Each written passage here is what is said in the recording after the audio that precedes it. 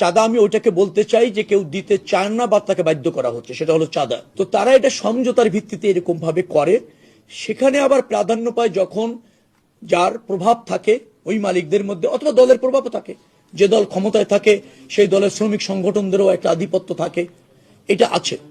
কিন্তু এইটা চাঁদা আকারে আমাদের কাছে দেখার সুযোগ হচ্ছে না, কারণ তারা সমঝোতার ভিত্তিতে করছে। আপোষ মীমাংসার ভিত্তিতে যদি ধর্ষণ হয় ওটা ধর্ষণ না। আপোষ মীমাংসার ভিত্তিতে যদি চাঁদা তোলা হয় এটা চাঁদা না।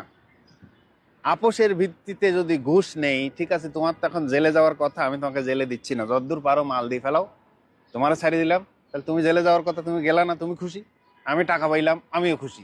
আপোষ মীমাংসার ভিত্তিতে ঘুষ লেনদেন, অথবা তোমার আমি চাকরি দিব, তুমি 20 লাখ টাকা দাও, ও চাকরি পাইলো, আমি টাকা পাইলাম, ও খুশি আমিও খুশি, তাহলে কি এইসব বৈধ?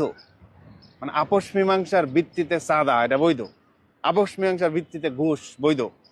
আপোষ মীমাংসার ভিত্তিতে এটা কি, ধরেন ধর্ষণ, মেয়ে তখন রাজি ছিল, কিন্তু মেয়ে তো পরে গিয়ে মামলা করতে পারে, যেটা আইন কাভার করে, যে বিয়ের প্রলোভন দেখাইয়া আমাকে ধর্ষণ করছে, যে তুমি তো 2 দিন পর আমার বউ হবেই, কিন্তু পরে গিয়ে এটা হয় নাই, সম্পর্ক ব্রেকআপ, সে গিয়ে মামলা করছে, এটা আদালত, ধরেন আদালত হোক, থানায় হোক, মামলা করলো।